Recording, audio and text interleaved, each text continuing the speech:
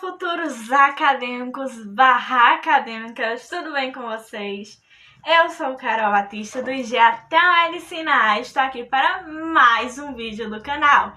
E esse vídeo particularmente é um dos meus preferidos, que nele eu vou colocar a minha estratégia para não esquecer nunca mais o que eu aprendi. Cientificamente comprovado que o nosso cérebro armazena as informações conforme a gente repete. Conforme a gente revê essas informações, o nosso cérebro guarda, e isso é o processo denominado aprendizagem. Claro que aprender e decorar são ações completamente diferentes. E são diferentes principalmente no tempo em que a gente guarda aquelas informações. Tendo em vista a prova do Enem, que é lá no final do ano, a gente precisa de um modo que armazenemos informações de forma prolongada. Então, gente, decorar é bom para um espaço de tempo curto, mas para você se dar bem no Enem, você deve aprender. No aspecto de aprendizagem, eu sempre pesquisei bastante sobre como revisar, como rever. Sempre acontecia da seguinte forma.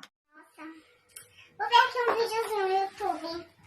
Ai, essa mulher é massa. Deixa eu ver um método que ela deixou aqui pra mim. Nunca mais esqueceu o que eu aprendi. Mas pra que eu vou ficar lendo uma coisa que eu já li?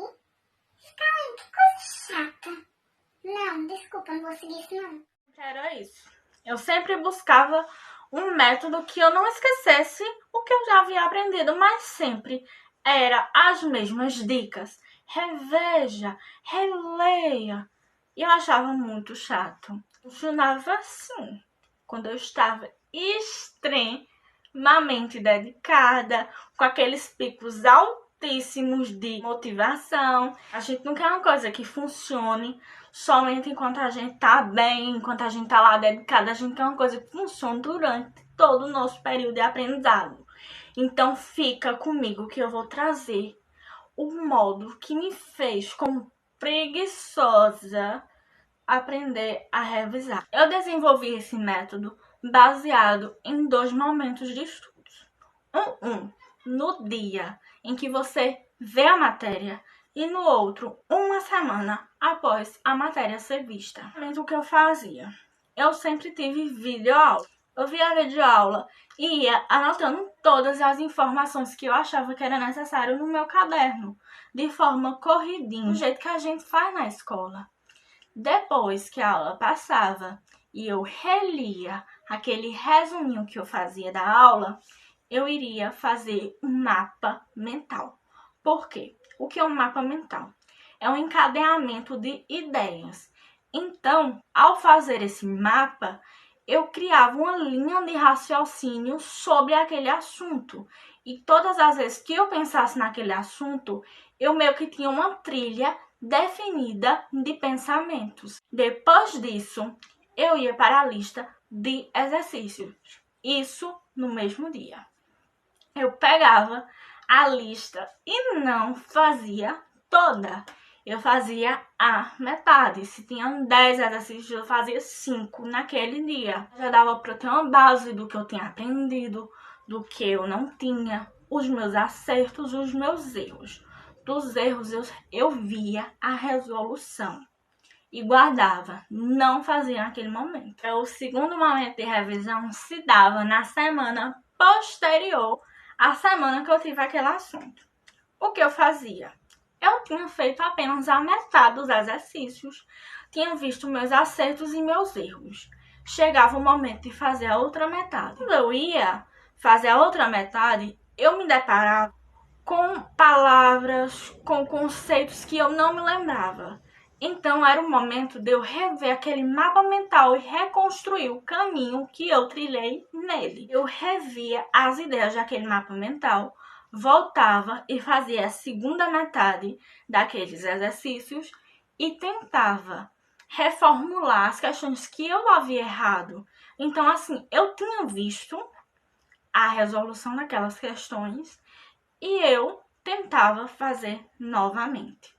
Caso eu não conseguisse, eu revia a resolução e não fazia naquele mesmo dia. Porque o que acontece? Assim que a gente vê uma resolução de exercícios de matemática, de linguagens, de qualquer tipo, o nosso cérebro guarda, porque ele acabou de ver aquela informação. Então, assim, óbvio que ele vai guardar naquele momento. Então, se você for fazer no mesmo momento que você viu a resolução, você vai ter falsa convicção de que você aprendeu, quando na verdade você só está colocando em prática uma ideia que você acabou de ter. Então, assim, sempre eu fazia os exercícios que eu errava na próxima semana, que isso me ajudava a revisar e a aprender ao mesmo tempo. Eu acertei todos os exercícios, beleza. Eu guardava e deixava à parte para rever naqueles meses mais próximos ao Enem. Geralmente, eu iniciava a chamada revisão geral no mês de agosto. Sempre que eu fazia o exercício, eu voltava ao mapa mental, não aquele resumo gigante que eu havia feito da aula, porque isso otimiza o tempo. Porque se você for usar esse método, seu mapa mental tem que ser muito bem construído. Tem que ter todos os assuntos mais importantes daquela aula nele, porque senão o seu aprendizado fica capenga. Você não quer isso para o seu Enem, você quer ter uma aprendizagem completa, então faça o seu mapa mental mais completo possível. Quer dizer que você tem que fazer um mapa mental gigante, não. Vai de você. Tem a noção do que é importante para aquele assunto e o que não é. Então, faça o seu mapa mental e vá completando ele conforme vai fazendo questões, porque nem tudo é dado em aula. Os professores não podem falar, é humanamente impossível de falar todos os aspectos possíveis de um assunto numa única aula. Então, você vai fazendo os exercícios e isso você vai ter como uma linha de aprendizagem para você. Durante meus processos de aprendizado, eu ia lá, via conceitos novos em exercícios, ia fazendo, ia colocando a observação, tal. Isso ia me ajudando. Outra coisa que eu achava muito interessante, eu não usei isso, mas eu via amigas do meu IG entendiam e que elas disseram que viram muita diferença nos resultados delas, que foram o caderno de erros, que é basicamente um caderninho no qual você vai colocar suas questões que você errou, que geralmente eram questões de exatas, por exemplo, matemática, física e as de química com cálculo. Então, assim, por exemplo, eu errei a questão 120 do Enem 2012 de química. Então, eu anotava lá que eu tinha errado e na próxima semana, depois de ter visto a resolução, eu voltava lá e refazia. Eu acho que isso é um aspecto mais de organização. Você ter um compromisso de voltar aquele caderno e rever, eu acho legal, eu acho interessante. Mas no ano passado fiz, mas eu achava maravilhoso. E se serviu para elas, pode servir para você também. Recapitular sobre esse meu método de revisão inovador, que é algo que eu tenho muito orgulho de falar, principalmente lá no IG, porque assim, eu não sei se alguém já descobriu antes de mim, mas assim, eu nunca vi e eu mesmo criei na minha cabecinha. Então, assim, pra mim é inovador, pra mim é novo, pra mim é meu. Então, é o seguinte, se divide em 2 momentos. No primeiro dia que você tem a matéria, você vai fazer seu resumo corrido com todas as informações que o professor der em aula, ou muitas informações. Depois você vai fazer um mapa mental. Com esse mapa mental, você vai criar um raciocínio progressivo do que você viu em aula. Depois disso, você vai pegar metade da lista de exercícios e vai tentar resolvê-las, vendo a resolução das que você errar, porém não resolvendo-as novamente no mesmo momento. Vamos para o dia número 2, que é uma semana após você ter esses assuntos, que você vai fazer o seguinte: você vai ver, primeiramente, o mapa mental, vai reconstruir o seu caminho de raciocínio e vai fazer a segunda parte da lista de exercícios.